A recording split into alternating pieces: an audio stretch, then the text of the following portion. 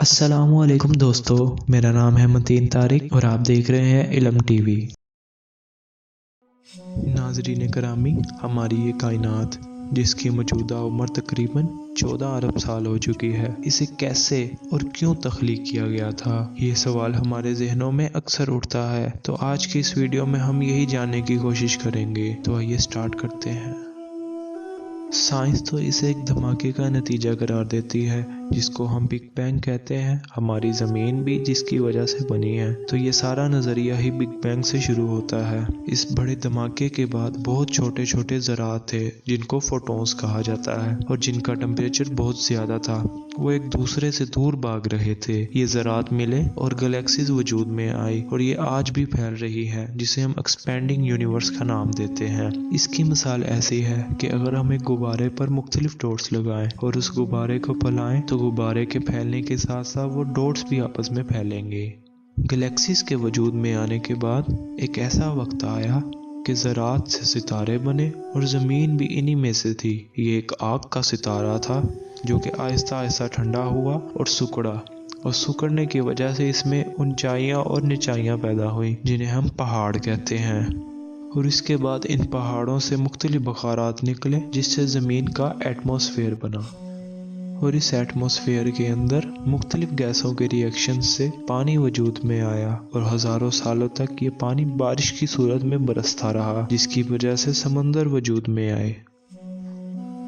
پھر اس کے بعد پانی اور زمین کے کرسٹ کی وجہ سے حیاتیات یعنی زندگی کا آغاز شروع ہوا، اور ان ارتقائی مراحل جو لاکھوں سالوں تک چلتے رہے، اس کا نتیجہ آج کا ہومو سیپینس یعنی انسان ہے۔ یہ ہے آج کا نظریہ جو سائنس ہمیں بیان کرتی ہے، لیکن آج بھی اس نظریے میں ہمیں اختلاف دیکھنے کو ملتا ہے۔ مثال کے طور پر تھیوری آف ایوولیوشن، جسے آج بھی بائیولوجی کی اکثر فیلڈز میں ایکسیپٹ نہیں کیا گیا، لیکن زیادہ تر بائیو سائنس اس تھیوری پر یقین رکھتی ہے۔ لیکن یہ تو تھی سائنس کی بات جو کہ یہ مانتی ہے کہ یونیورس بگ بینگ کا نتیجہ تھی، لیکن اس سے پہلے بھی ایک دور ہے جسے یہ آج کی سائنس دیکھنے سے قاصر ہے۔ اس دور تک نہ تو وہ پہنچ سکتی ہے اور نہ پہنچ سکے گی، اور وہ دور حرف کن کا دور ہے جس پر مسلمانوں کا یقین ہے۔ اب ہم دیکھیں گے کہ اسلام اس نظریے کو کیسے بیان کرتا ہے۔ مسلمان ہونے کے ناطے ہمارا تو اس چیز پر ایمان ہے کہ یہ کائنات اللہ تعالیٰ کے ایک حرف کن کا نتیجہ ہے۔ اس بات کا اندازہ قرآن مجید کی سورۃ غافر کی اس آیت سے ہو جاتا ہے۔ یقیناً آسمانوں اور زمین کو پیدا کرنا انسانوں کو پیدا کرنے سے زیادہ بڑا کام ہے، لیکن اکثر لوگ نہیں جانتے۔ اور اس کے علاوہ قرآن مجید میں ہمیں واضح طور پر یہ بیان کر دیا گیا ہے کہ یہ کائنات صرف اللہ تعالیٰ کے حرف کن کا نتیجہ ہے۔ کائنات کی تخلیق سے قبل اللہ تعالیٰ نے اپنے پہلے حرف کن سے ایک نور پیدا کیا جس میں ذرا بھی حرارت موجود نہیں تھی۔ پھر اس نور سے انسانی ارواح اور فرشتے پیدا کیے گئے۔ انسانی ارواح کا تعلق تو بگ بینگ سے بھی پہلے کا ہے۔ اللہ تعالیٰ نے فرشتوں اور آدم سے لے کر آخری انسان جو اس دنیا میں آئے گا، سب کی ارواح کی تخلیق پہلے ہی کر لی تھی، اور ہر انسان کی روح اللہ تعالیٰ کے پاس پہلے سے ہی موجود تھی۔ پھر اس کے بعد اللہ تعالیٰ نے ان سے ایک عہد لیا تھا۔ یہ عہد انسانی جسد تخلیق سے قبل ارواح انسانی سے لیا گیا تھا۔ پھر اس کے بعد آسمان اور زمین 6 دنوں میں تخلیق کیے گئے، اور اب سائنسی نظریہ بگ بینگ کا تصور آتا ہے۔ اس دور میں شدید حرارت تھی، اور اسی دور میں اللہ تعالیٰ نے جنات کو پیدا کیا۔ جنات کی تخلیق آگ سے کی گئی ہے، اور قرآن مجید میں اللہ تعالیٰ واضح طور پر فرماتا ہے کہ بے شک ہم نے جنات کی تخلیق آدم کی تخلیق سے پہلے کی ہے، اور پھر اس کے بعد انسان پیدا کیا گیا جو کہ مٹی سے بنا ہے، اور آج کا انسان ایک بچے کی شکل میں پیدا ہوتا ہے جو کہ 9 ماہ کے عرصے میں پیدا ہوتا ہے۔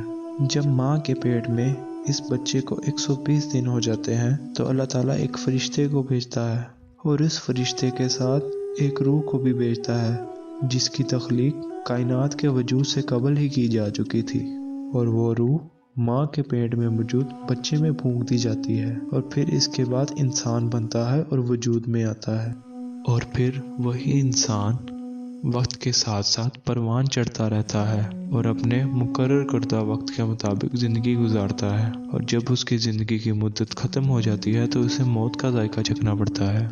اور پھر اسی انسان کو قیامت کے روز اللہ کے حضور پیش کیا جائے گا اور اس کو اس کے کیے گئے اعمال کے مطابق جزا و سزا سے نوازا جائے گا۔ اگر وہ اللہ کے راستے پر زندگی گزار کے آیا ہوگا تو اسے جنت سے نوازا جائے گا، اور اگر وہ غفلت کی زندگی گزار کر آئے گا تو اسے جہنم میں ڈال دیا جائے گا۔ تو یہ ہم پر منحصر ہے کہ ہم کس طرح کی زندگی گزارتے ہیں۔ اگر ہم اللہ کے نیک رستوں پہ چلیں گے تو انشاءاللہ کامیابی و کامرانی ہمارا مقدر ٹھہرے گی، لیکن اگر ہم دنیا کی رنگینیوں میں کھو کر آخرت کی زندگی کو بھول کر چلیں گے تو ناکامی ہمارا مقدر ٹھہرے گی۔ اللہ تعالی ہمیں اس ناکامی سے بچائے، اپنے نیک بندوں میں شامل فرمائے، آمین۔